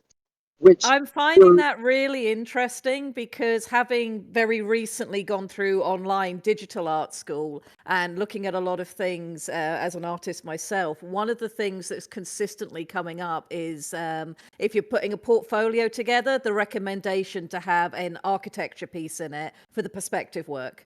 So Really? it's really interesting to hear you say that it was the architectural piece that was Well, your that was sort of probably my springboard. fault. I probably You started this. It's all your fault. Well, but the thing was, with fantasy art in particular, most people focus on character-based imagery. That's what most people train to do. It's what they do for fun, and that's what the games tend to emphasize in terms of the higher value cards. And so when I talk about my colored pencil work and when I teach classes, one of the things I say is, no one taught me how to use colored pencil, so no one told me what I couldn't do. Well, that was kind of a similar thing to what happened with this. Initially, they started saying, make it look like this particular temple in China, or here's this building, this community building in Hawaii, make it look like this. But as the work turned out to be competent, they trusted me more and more, and I got to exert more and more of my ideas. And that allowed me to actually start to design motifs for each clan. Nice. So like you mentioned the crab clan earlier. Their armor. That became, well, the crab armor that I did, they actually this guy, which even though that armor with the bulbous, the shapes and everything were from style guide images they gave me, They didn't like these pieces at all. But as I learned more from the players about what the crab were about, and basically stopped looking at the prior artwork that had been created, stopped looking at what the art director was telling me when it didn't make sense for what I was doing, I started to come up with ideas about what would, if you had a civilization that was literally on the edge of this dark frontier, besieged every single day by giant kaiju scale demons and every kind of inconceivable horror, what would your architecture look like? And this was the first the first piece that I did for the Crab Clan, Kaiju Shiro, where I approached it as this sort of megalithic stone structures built both from the landscape and also some construction. So it following general principles of Japanese fortification, where you have kind of overlapping fields of fire. And they were masters of doing that. I mean, if you look at the layouts of their castles, they were maze-like. Even more so, the Europeans did that, but the Japanese really excelled at it. But it had to be at a scale and made with materials that if this giant tentacled demon from the abyss rises up and attacks your castle, it had to be credible visually that it could survive it. This actual image is not one of my favorites per se. It's competent, but it didn't quite refine what I was going for. And I'll say, Para, you had a question? I actually have a couple of things I want to say. One, Okay. Looking at that fortress, the first thing that comes to my mind is Cadia Stands, which moderately unrelated. Cadia Stands. Is what? It's a 40K thing. Don't worry about it. The second thing is I want to ask Red. Hey, Red, 36 pieces in 3 months, 12 a month. How's that sound to you? There's no way I'd be able to do it. I am a very slow artist, unfortunately. I do a lot of mech work, so that whole perspective and architectural and all that kind of knowledge that goes into a lot of the mech work that I do. But I'm very slow. I would never be able to meet that workload. Yeah, Red is one of our red artists. She's actually done some wonderful collages and amazingly large pieces for all of our shows. I'd love to see some of that. You hear that, Red? He would love to see some of your I work. would love you to see it, but it's not going to be on the level of the techniques you've mastered. And I'm blown away by your art, especially your use of lights. Okay, time for the Adventure Time quote. Sucking at something is the first step at being kind of okay at it. That's very true. Yeah, well, that's what those horses do. Yeah. Charles, I want to ask you. I want to ask you specifically one thing. There was something that I didn't really think through, and it actually became a problem with those first 36 cards. This was actually the first stronghold I did in that, and I drew it. I want to say maybe like 16 by 16. Yep. And I called it my National Geographic open spread. You know, when you'd see like recreations of Aztec cities and stuff like that. And I think Alexis had one more question for you too. Okay. Sorry. I just want to, when you're through with the story that you have, I'll ask. Go ahead. Well, I was just going to say, is he? Oh, so the mic went low. That's why I couldn't hear him. I'm sorry. I said go ahead and finish what you're saying. I'll ask after you're done. I don't want to interrupt your thought. Okay. Well, I was just going to say, this piece I spent 2 weeks on, and it turned out it was one of the strongest at the beginning, but I couldn't do that. I had like 35 more pieces to do. Yeah. So time management and learning ways of doing the work faster was a big part of that. And some of those things were successful, some weren't. This was the second Crab Clan stronghold, and that shows a refinement of the things I was doing in the first one. Mm-hmm. It also went from being, that first one was drawn maybe 17 by 14 or something. Mm-hmm. This one was like 9 by 9 or 11 by 11, something like that. Which also worked better with the physical pencils because the marks you make with them are naturally smaller. Yeah. So those were the kinds of things that actually helped me learn how to match the scale of the project to the time I had. But no one taught me that. There's no training for that. It's actually both understanding the world and the content and the subject matter, as well as the medium you're working. And there was a learning curve there. So, absolutely. And Tara, your question? Okay. Charles, I want to ask, you were saying when you started off, you got into their Warlord game, and you had been doing some graphic design small time before that. How did you get into the Warlord game? I stayed up till 2 a.m. at Marcon, the convention, talking with Also in two Columbus, people yeah. who are doing online rules support about Doctor Who and Chronicles of Riddick. That makes sense. That's how I got the gig. They actually recommended me to apply, but I thought maybe I'd get a little bit of an in, and instead the art director at the time, who is not one of my favorite art directors, and I ended up never working. Well, there's a whole story. There's a story for a different evening there. I actually didn't apply when I found out that he was the current art director because I talked to other artists who had worked with him that felt he was kind of abusive. So it was actually 2 years after that conversation that there was a new art director and they were looking specifically for new artists. And I said, okay, I'll try that. And some of the Warlord cards were even rougher because actually I can show you. This art and these two cards are the very first two collectible card games I ever illustrated. And the challenge with this was Warlord is a kind of traditional fantasy universe, but it breaks a lot of the tropes.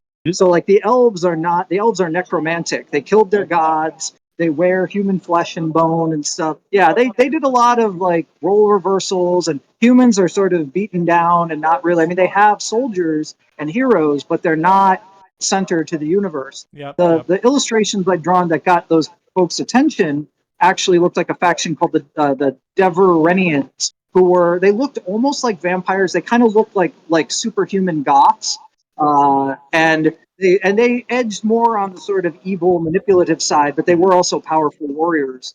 And interestingly, they didn't actually opt to license that art. But Warlord was not at the time their most popular game, so they wanted to move as many artists as they could who they thought could deliver onto L5R. I mean, Warlord was still, it wasn't in its final stages. That came a couple years later. But it was clear that it's like they wanted to put as many people on L5R as they could get. Yeah. And I think Warlord was always kind of a side gig, even though it was my first one there. I also, maybe they felt like my art wasn't a great fit for that. But some of that was they gave me cards.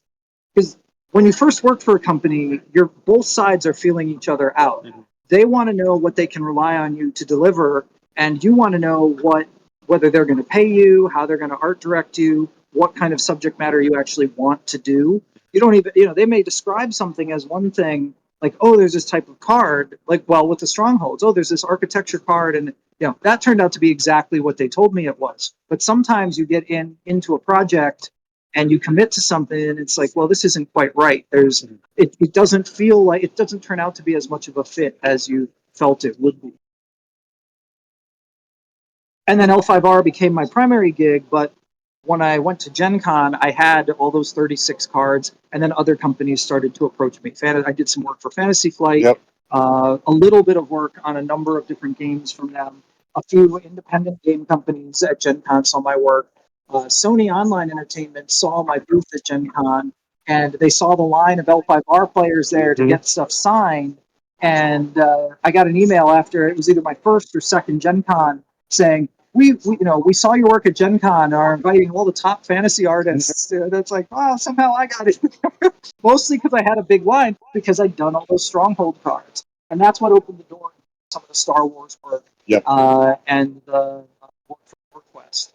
And what was nice about Sony was the pay rate was higher than most of the print media stuff. Oh, nice. But it also wasn't as demanding, the composition, the card layouts, and everything. So it's been kind of a winding journey, and I basically took the work where it was offered. When someone came to me and said, we like your work, we'll pay you something, or we'll give you good rights for selling prints. I mean, I'm still all these years later selling L5R prints at shows like this, and people, the customers who were just here, bought a bunch of those images. And working on that game for a long time let me evolve my skill set from those horses that are not anything anyone would ever put in a portfolio to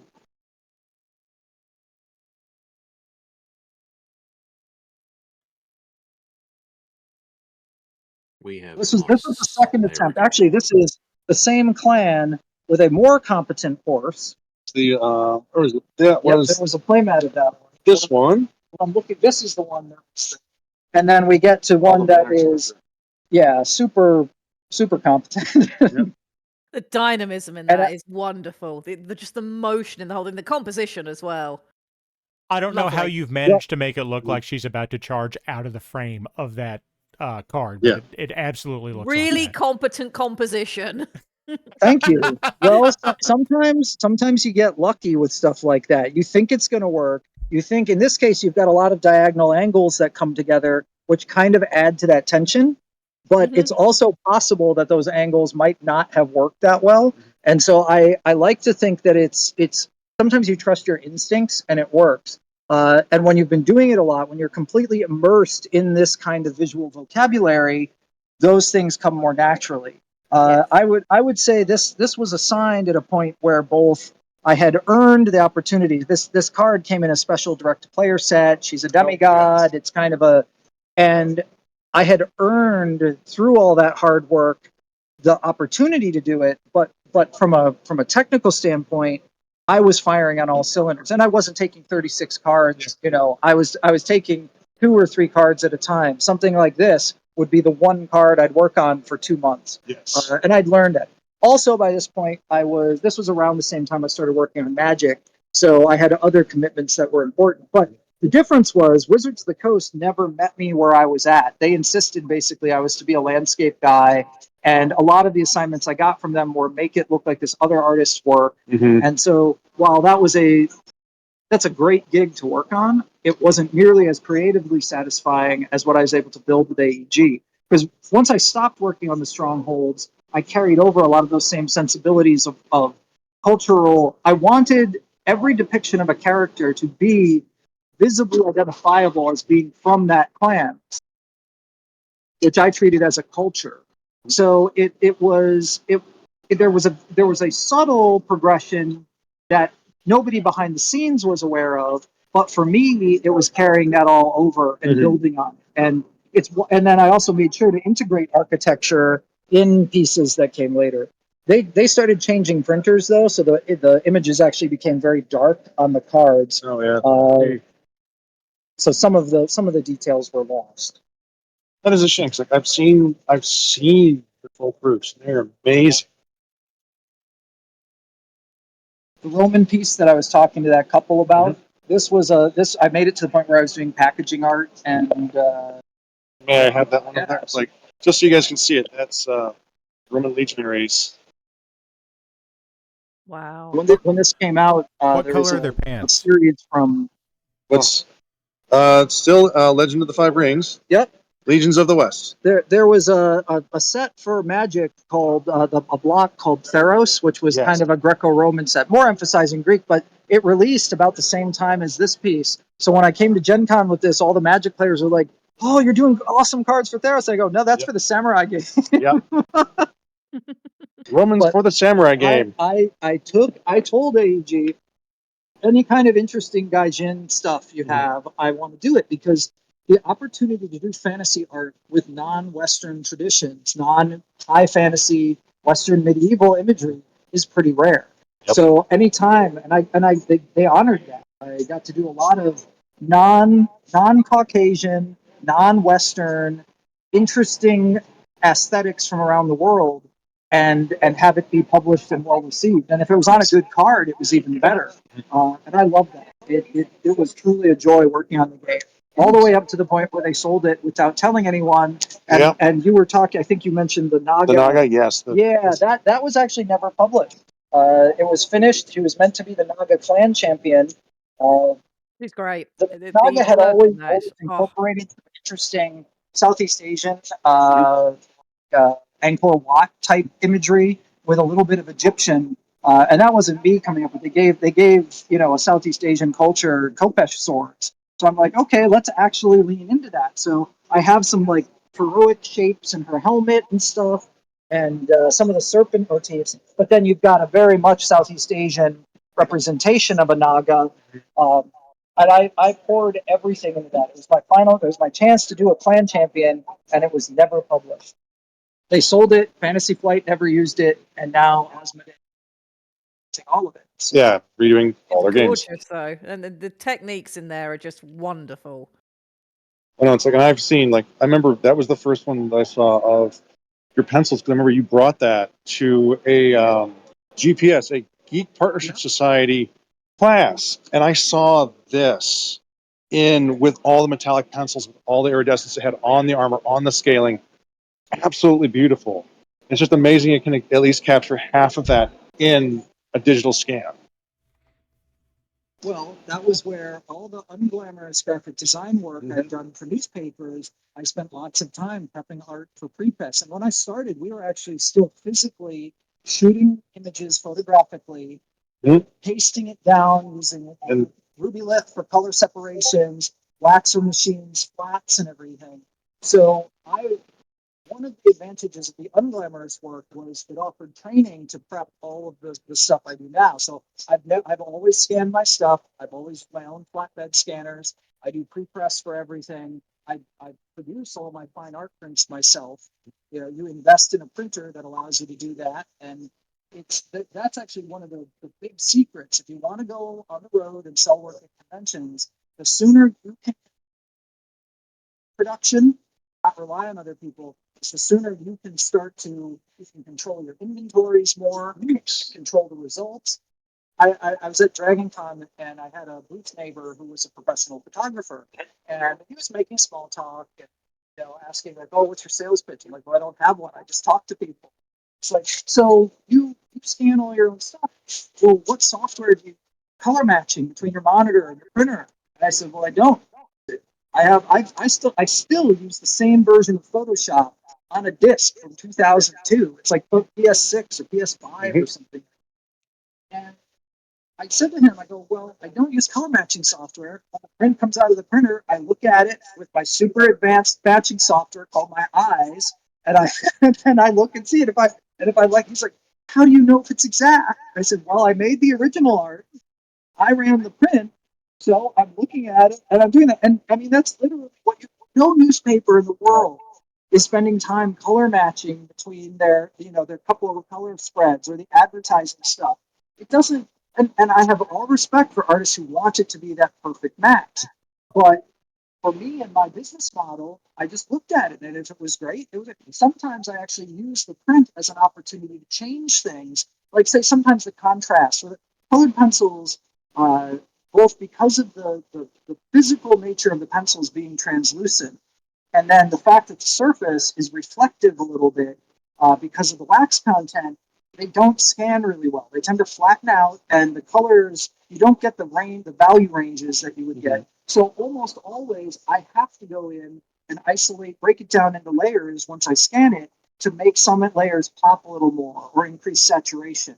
Like it looks on a lot of these like I use a lot of grays and blacks to do shadows, but that's because the scanner can't pick up the color, even though it's got a high color depth.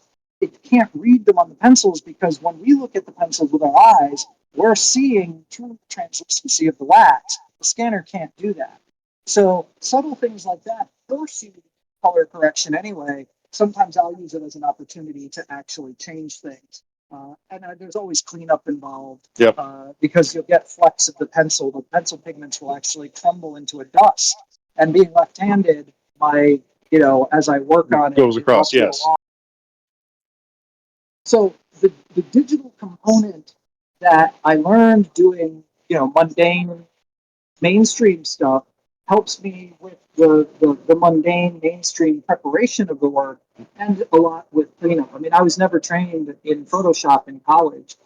We had like a week in the Photoshop lab. Well, I went to a small school and that was dedicated for graphic designers. So all my photo retouch skills, all my cleanup stuff I learned at the newspaper. Nice. And there's a lesson there for artists. The path isn't always a straight line. Sometimes you learn the skills as you go, and things that you didn't, I mean, some of those jobs were terrible, but they actually had tangible value that I use to this day. You can't anticipate that. So I always tell aspiring artists sometimes look for what you can learn in the opportunities you have. Don't constantly be looking for that new piece of technology, that new class, that new thing to get you there. Look at where you're at and what you can do with it and how you can push it forward. And that's literally how I develop my colored pencil techniques. and it's how I've built the business in terms of prepping merchandise. That's awesome. Would you mind fielding any questions from chat and from our co-hosts? Sure, absolutely. It's a little late, so I apologize if I'm not as coherent. That's okay. I was about to say, I don't think I've got any questions because you explained everything so well. Thank you. You're very coherent. Well, let me ask a question, Charles. I've heard Mo say that you've been teaching some of these classes, presumably for already at least semi-competent artists. But for those kinds of people, for the people that are here, maybe like my co-host Red, if they wanted to get into the industry like this, how would they do that now? Like, what's the best approach for that kind of thing in today's market? Specifically in, say, tabletop gaming? Yeah, tabletop, Oh, trading cards, whatever. Well, so there are a lot more of... The whole reason I started going to conventions was because they had the weekend-long art shows. Mm-hmm. Because I graduated with a portfolio from college that was useless. My professors wouldn't let me do fantasy art. So I had to come up with some fantasy art, sent that for traditional portfolio reviews. This was back in the day when you physically mailed things in. And they did that. That didn't get me any jobs. So I started checking out conventions. And I can't remember how I found out about convention art shows. I don't know if it was something I found online, but the first convention I ever had art sold at was Con of the North in Minnesota. We sold one print, and folks there asked my father, who's helped me and is familiar to a lot of the folks at Convergence from helping me there. He and his business partner, at the time they owned a catering business, built display panels and took my art there, and we sold one print. The first convention I ever had art at that actually sold was at Minicon in Minneapolis. And we had framed prints, one gentleman who, I think we got his name, but we were never able to track him down. He bought like 4 or 5 of my framed prints, and I thought, wow, there's good money here. My first in-person convention was actually in Niagara Falls, a convention called EerieCon, which I actually was sick at that first year, and so I didn't get to see as much of it. But my second in-person was MiniCon, where I didn't sell nearly as well, but that's when we learned about Convergence. Yep. And Convergence was the first convention. It was the infamous year in St. Paul. Yeah. Ruth Thompson, well, that art show was magnificent in the ballroom with the marble floor and everything. It was a beautiful, beautiful art show. But I know we don't speak of that. That was an interesting year. Yes. But Ruth Thompson was the artist guest of honor, and she was the first artist guest that I met that was a good representative of how an artist can teach other artists.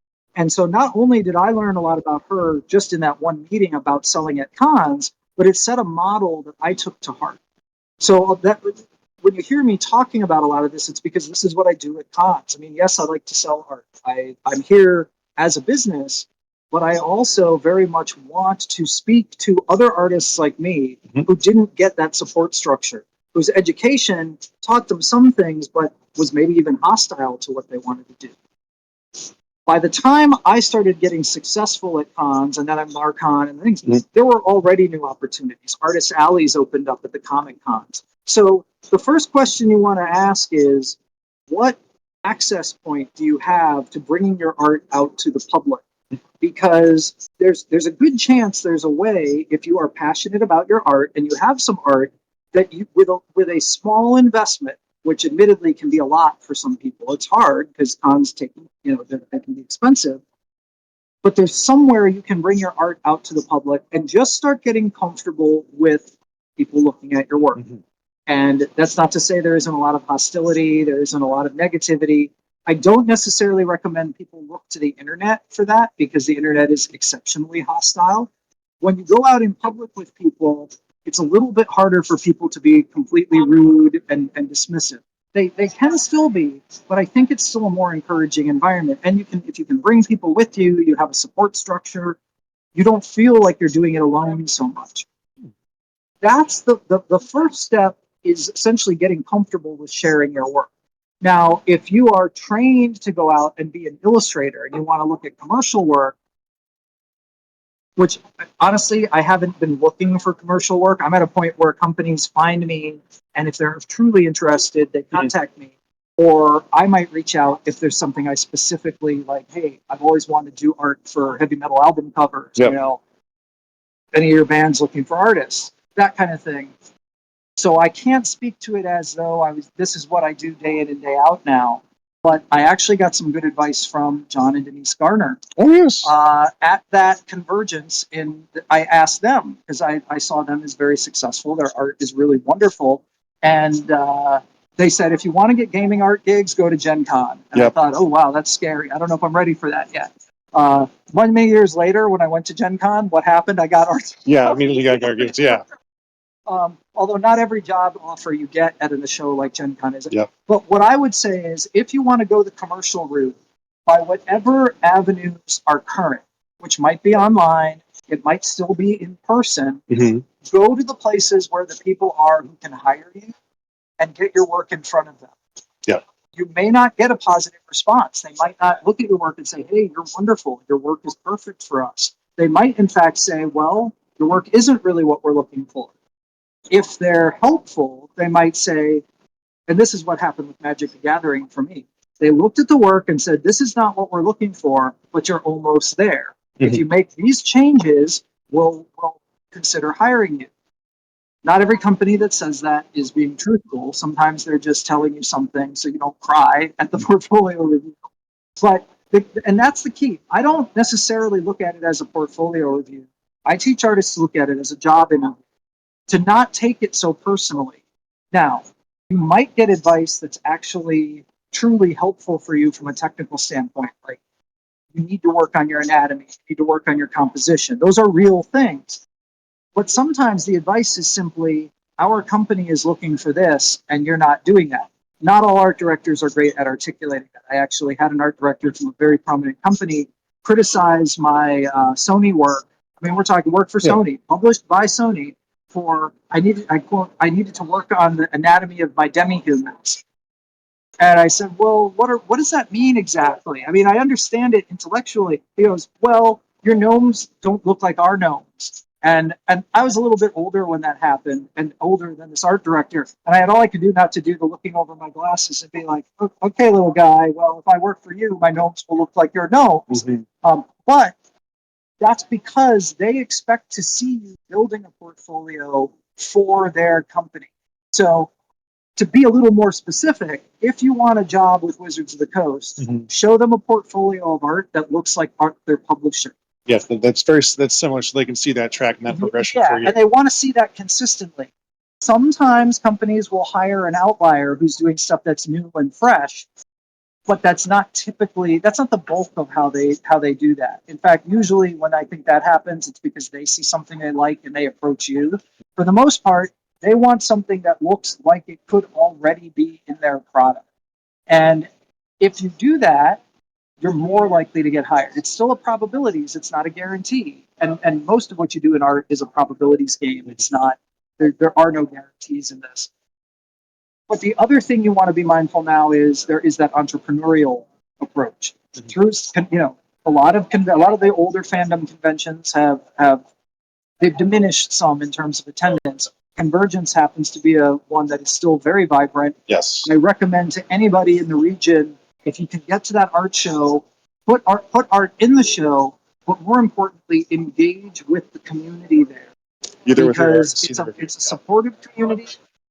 Convergence is very supportive in general, but I'm not just saying this because it's fall. That was exactly what I designed it for 15 years ago. It's what it tries to be now too. And the fact that it's still a vibrant art show, really the only other long-running fan art show that I see operating at that same level is DragonCon. Yep. And there's some scale differences there, but it's also because the show maintains a vibrancy. They also pay their staff. All my staff is volunteers at Convergence. They only pay their staff. Really? All the art show people who run the art show are unpaid. They're all volunteers. But they also, it's run much more like a business overall. But they've also changed. The art show doesn't handle any. Well, there's a good example actually. So the fan model was always basically a weekend-long gallery show, and the art show staff took care of a lot of that. DragonCon did that up until a few years ago when they had a management change in the art show. They were starting to let artists have smaller booths. Now the art show at DragonCon is entirely booths with some gallery space that's still managed by the individual artists. You hang a few pieces and you sell. For most of the artists there, it's a huge jump in revenue. There are people who say, I don't have any interest. I like the gallery. I like to be able to bid. I like the print shop. This new model, because many of the artists now are more entrepreneurial, is very popular with the artists. Because now artists like myself work on games, sell products, your own, or if the licensing allows you. A lot of artists develop their own intellectual properties, which can be anything, games, books, and things. The idea of the artist simply having a gallery show for the vast majority of convention artists and people working in fantasy and science fiction, that's not the model they're looking at. And again, it's rare that a show like Convergence still has that. Now, for what it's worth, I also have an exhibitor booth at Convergence, and that's where I sell tote bags. But the art show there also accommodates that. There is room for some of that. So it is kind of a middle ground in that respect. And I still think that's a great opportunity. Yes. I wish there were more events around the country that had that model as that stepping stone for people. Because that's kind of the interim. You know, I talked about just getting used to being out there, used to sharing your work with people. When I went to that first show in Niagara Falls, I had a cold, I was not feeling well, but I was lurking in the art show on the other side of the panels, listening to people, just listening to how they were responding. Yeah, what their critique was of your art, what they were liking, well, what they were there's some disliking. interesting comments about pricing, particularly. Always are. Which I'll never forget. But it's honest. What people are saying to each other when you're not, you're not there. I turn my badge around when I go in the art shows and stuff because if people are looking at something, I'm curious what they have to say. Sometimes the viewers see things and pick up on things that you don't because you're so close to it as a whole, and it's just refreshing sometimes to hear. Yes. And then when they meet you, of course, people are much more conciliatory, and they're like, "Oh, this is really." Yep. And at least the attendees, other artists, that's That is always a fun. That's always a fun thing, knowing that you're in the same profession with that and getting that review with your peers too. Yeah. Well, sometimes. Sometimes. What I tell people is always it's fine to ask anyone who accomplished and respect their work. But the best advice, and I like advice better than critique, is go to people who you trust to be honest with you, but to give you advice from a place, not from a place of ego or status or obligation, but give advice because they care about you. They care about your work. They care about the outcome. And whatever they say, they are legitimately doing it to elevate you. After a particularly egregious portfolio review, not at the quality of my work, but at the hubris of the company and the company's culture, I decided to research toxic workplace stuff. And one of the things I discovered is almost everything in freelance art, if you took it to a more traditional workplace, would be considered toxic workplace behavior. Unfortunate. Well, those are the kinds of things now. Since I'm not as concerned about getting that work, I spend a lot of time now speaking out about how should artists be treated? How should they be compensated? I've been joking all day with people that sometimes I sound like an art labor organizer, and it's like, no, that's one that won't ever happen because art is too big for that. But artists should be taught self-respect. They should be taught when they are being treated badly, it's okay to recognize that. So a phrase I often use in my classes is, as an artist, you often have to bow your head to art directors, editors, even your customers if you're selling your work directly, but you never have to bow your heart. And that's a very important thing because artists tend to internalize. They tend to blame themselves or think, oh my God, I'm not good enough. It's my fault. And a lot of times it isn't that. It's a combination of outside factors that you literally can't control. So as you grow, both as a person and an artist, part of that growth includes learning to discern what is on you, what are areas you can grow in, and what somebody is just putting on you. And so sometimes you have to listen, like any job. You have a boss sometimes that tells you, you ever watched Office Space? You got to do those TPS reports. but you can always be the artist you want to be. You can always make the art you want to make in your heart. And as long as you keep that spark alive in what you do, the other stuff, the unglamorous stuff, the ads for fish markets, the professor that tells you you'll never make a living doing this, that he'd fail you if he could, those things stop being quite so much of a burden if you go into it knowing, okay, there's going to be truths that I have to learn from, but not all of it is truth. Some of it is opinion. Some of it is, and that's something I think you should start teaching artists from the beginning.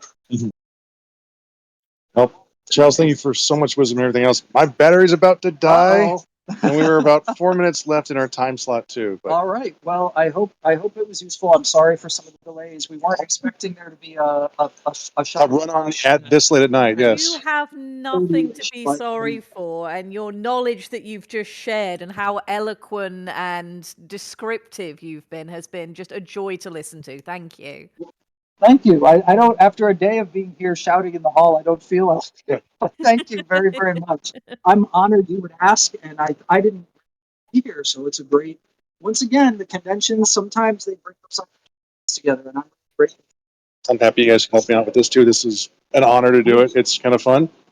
Do you happen to have your card or anything else? So yes, where can we buy your stuff? Where can we view your things? Yes. What's your Instagram? Where a website? Me Junior. Look at Luca. Look at Luca. He's just a little guy. Show you blue quick, He's a little guy. Look at the little guy. Pet it. Pet it, Mo. Pet. He's just a little guy. Look at the little guy. Baby. Awesome. And in fact, that shows where would be a good. How would people buy your works if they're not here? Well, I have an Etsy store. My website, www.charleserbach.com, will get you there. I'm also on Facebook, which is probably the social media I'm most active on through my Charles Urbach personal account. I also have an Art Charles Urbach account, which I do like event announcements and things. That one is more for the people I don't block. Yep. Well, over the years, I've started curating my social media more, and we live in times when people have a lot of opinions, and I do post some. Most of my social media is about my work specifically, but occasionally about art issues that I think are important, like AI. Can Charles verify that this Instagram account that I just found that has his name on it is in fact him? Charles, do you have an Instagram? Yes, account? I do. Oh, good. It's not updated as much, so but it'll. But it is you. Yes, it is me. Oh, good. Well, I hope it's me. I mean, there might be spoofs out there. I have a Twitter or whatever X. I haven't actually. I forgot the password to that. I did start a Blue Sky account, and I've tried to post there, but I was never a fan of the Twitter model where you're limited. I like Facebook because if you want to write, you can write. If you want to use pictures, you can use pictures. I need to interject something real quick. I'm sorry. I hate to interrupt you. Charles, you got to do a little bit more on Instagram because somehow I have more followers than you, and that's literally a crime. It is literally a crime, yes. Yes. Well, I'll be honest. I'm concerned about posting. Instagram is so image-based. AI. All the AI scraping and everything. And that's a whole discussion, but I was actually part of 3,000 or so artists were named in evidence. There's a court case being brought by a number of fantasy artists against several of the AI companies. And I've posted about this on Facebook with links to articles and things like that. And one of the pieces of evidence was an insider claims that this was a list of artists that were recommended to people in development that they be scraped, and it includes lots of Magic the Gathering artists, lots of comic book artists, lots of classic D&D artists, people Hollywood concept artists. So while I'm not totally abandoning the idea of posting art, I'm not as eager to do that in forums that have basically said we're going to scrape everything you post. Yep. So right now they've had a lot of articles and links and photos that I've posted talking about how criminal, from a copyright perspective. Yep. AI is right now, so we'll see what that does. But I like Instagram as a platform, and when I've been active on it, it's gotten a good response. I'm also at a point in my career in my life where I've got family that are older, and it's harder. I have to divide my time a little more to get things done. So I'm looking at starting a Patreon, which will put some of that behind a little bit of a paywall so that it can't be scraped as easily. Yep. And also maybe help fund doing things that are a little bit more personal. I've got a lot of personal projects. I've been developing an IP for over 20 years with a friend of mine who works in video games. Yeah, we have a novel mostly written. We've got a world guidebook, that kind of thing. So yeah, there's things in the fire, but it all has to come together to happen. When your Patreon happens, please let Mo know so he can pass the details along to all of us watching you today. I'll be promoting the heck out of that. So I've actually given a lot of thought to it, and a lot of the ideas, a lot of the kind of mentoring ideas, a lot of the philosophical ideas about art that I share, because I think that's where a lot of art education needs to start, changing people's perceptions of how all these things we take for granted as being truths. I think we should reevaluate that, and some of that even comes from my pencils, because I don't use the pencils the way you're supposed to use pencils. So there's this whole. I was told by a pastor many years ago that I had a spirit of rebellion, which if you come out of the evangelical arena, you have gifts of the Spirit, which are healing and manifestations. When you are told that said you have a spirit of, that's like one notch down from being demon possessed. So I took that as more of an ordination than anything, but it does kind of define my entire artistic journey. That's very awesome. So I want to have platforms going forward where I can focus more on ideas and sharing them, and hopefully Patreon or some similar setup will. Awesome. So thank you again for letting me be a part of it. It's been a true pleasure, and I'm it's a little bit chaotic, but I think keep just trying to make it work. Definitely. Thank you so much for very being much here and being willing to do this so late at night with us. Well, that's what we're here for. Thanks again, guys. Thank you. Well, and Mo, thank you, Mo, for reporting from the floor. Mo, thank you for being our man on the street this week. To be in reporting for WBPL 76 News, I'm Mo. Good night. We are going to have that happen more often, folks. That was really fun. It's been great. I mean, Mo turned off his camera, but he's still on the call, so that's fun. Yeah. He did say his battery was dying. So, Mo, I don't know when you're going to your next con, but we might have to follow up with this at some point. Yeah, this has been a great experience. Both of those artists are people who I would love to be like, can I take you for coffee and just talk to you for an hour? I just wish to pick your brains because you're both amazing. I'm pretty certain if Lisa, if anyone ever wants to come up to Convergence, I can definitely see what I can do. For once, oh my God, the old stories I have for Convergence, I used to get miffy about our CVG and everyone that did video because they would go to places where we didn't have copyright allowance and go, oh, we can do this, it's public domain. And then I got to have a large argument with legal. Specifically, if we had, say, Paramount or Warner Brothers or Lionsgate come through with something that, like, we can't show this, we can't record it, don't bring the cameras here. Yeah, I can well imagine how some of that went. Oh, yeah, I almost busted a few cameras and got in trouble for doing it. Well, it is at the end of our time slot. I want to thank you again, Mo, for being willing to put in the work on this for us and get us access to some of these people that we would not otherwise have had. And for, the potential of next week's event where, we'll see if we can catch up with Brent. That will be super, super exciting. Yeah. So, audience, there's 66 of you here. We had a high somewhere over 80. Thanks for being here tonight. And Parallax did no painting. Nothing. Yes. Nothing. It's the most successful attempt at keeping me from doing anything we've seen yet. I didn't even get to play Helldivers. Yes. This has been great, guys. So we're going to go ahead and call it a night. Go ahead and I'm going to remind everyone to check out those websites that we talked about earlier. Get those emails in if you are interested in any of that stuff. Absolutely. So I'm going to go ahead and call it a night. Red, Mo, do you want to add anything before we close out? I'm tired and I'm going to go the fuck to bed, but this was brilliant. Excellent. Mo? Keep calm and soldier on. All right. Keep your stick on the ice, everybody. We're all in this together. Good night.